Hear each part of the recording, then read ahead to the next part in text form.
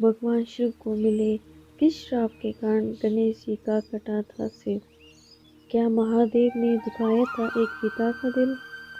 भगवान शिव को महादेव के नामों से जाना जाता है क्योंकि वे सभी देवों में सबसे श्रेष्ठ माने जाते हैं।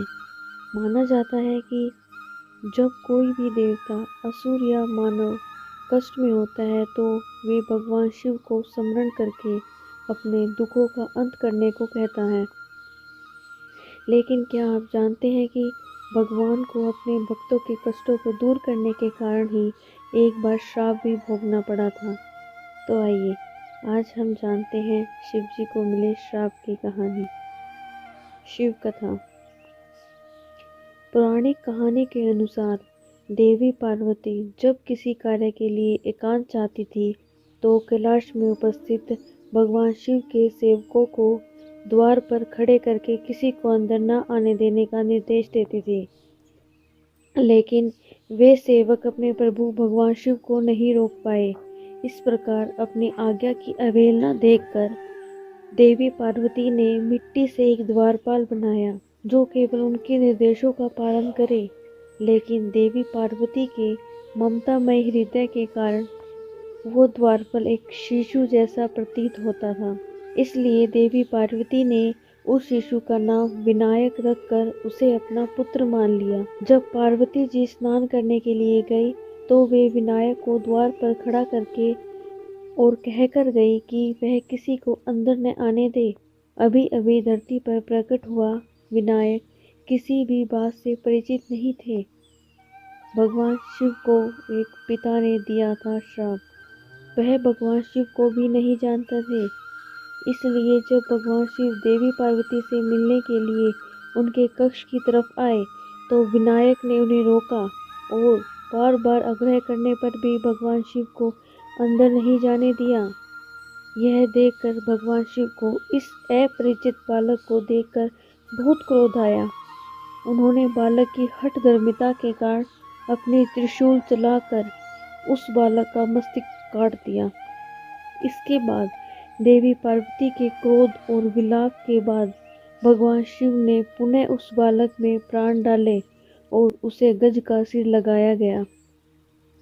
इस कहानी को ज़्यादातर लोग जानते हैं, लेकिन क्या आप जानते हैं कि भगवान शिव को एक महान ऋषि ने श्राप दिया था, जिस कारण श्राप के प्रभाव ने समय को कुछ इस गति से आगे बढ़ाया कि एक दिन भगवान शिव को अपने स्वयं के पुत्र का सिर काटना पड़ा।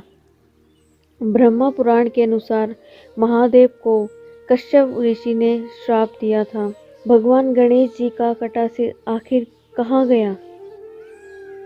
लेकिन गणेश जी के असली सिर का क्या हुआ, इसकी जानकारी बेहद ही कम लोगों और बेहद ही कम जगह पर उपलब्ध होने के कारण लोगों को इसके बारे में बहुत ही कम जानकारी है।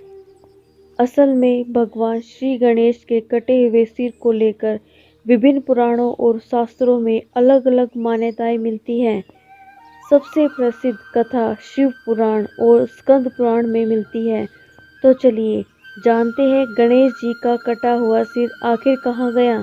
एक मान्यता के अनुसार भगवान शिव ने जब गणपति जी का सिर काटा था तो किसी को पता नहीं चला कि ये सिर कहाँ जा गिरा। जब शिवदूतों को ढूंढने पर सिर कहीं नहीं मिला तो शिवजी ने भगवान गणेश को गज का सिर लगा दिया। बाद में पता चला कि भगवान शंकर ने गणेश जी का सिर इतने क्रोध में काटा था कि उनका सिर धरती पर एक गुफा में जाकर गिर गया था।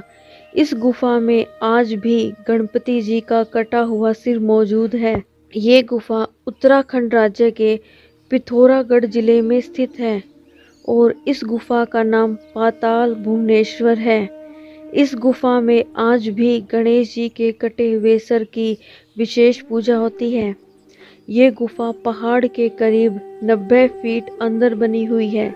इस गुफा की खोज राजा ऋतुपर्णा ने की थी, जो सूर्य वंश के राजा थे और त्रेता युग में अयोध्या पर शासन करते थे।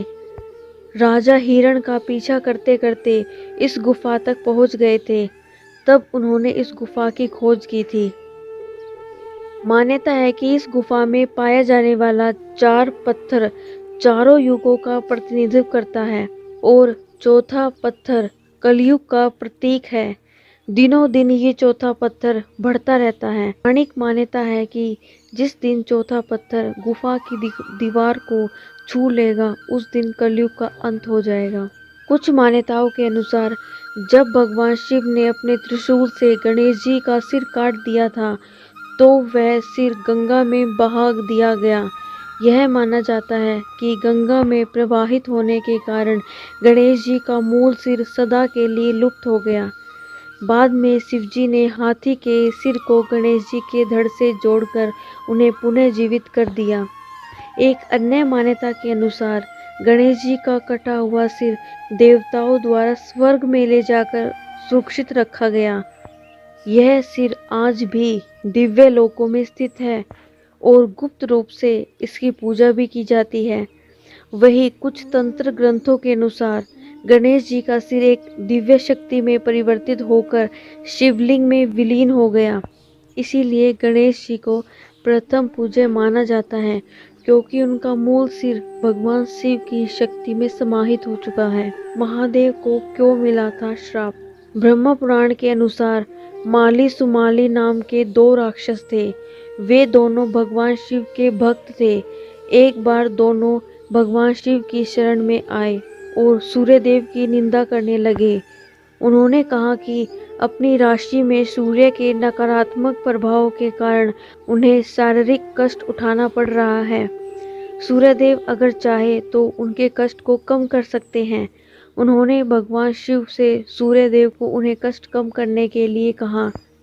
भगवान शिव सूर्यदेव को समझाने के लिए पहुंचे, लेकिन सूर्यदेव ने कहा कि माली और सुमाली शिव भक्त जरूर हैं, लेकिन वे क्रूर राक्षस हैं और उन्हें अपने कर्मों का दंड मिल रहा है। नियम के अनुसार सूर्य अपनी गति के अनुसार ही सभी राशियों में गोचर कर रहे हैं, इसलिए वो माली व सुमाली पर विशेष कृपा नहीं कर सकते हैं। सूर्यदेव के शब्द अहंकार से भरे हुए थे। यह सुनकर भगवान शिव को बहुत क्रोध आया और उन्होंने सूर्यदेव पर त्रिशूल से प्रहार किया। कश्यप ऋषि ने दिया महादेव को श्राप। त्रिशूल के प्रहार से सूर्यदेव का सिर कटकर गिर गया और उनके प्राण त्यागते ही धरती अंधकारमय हो उठी।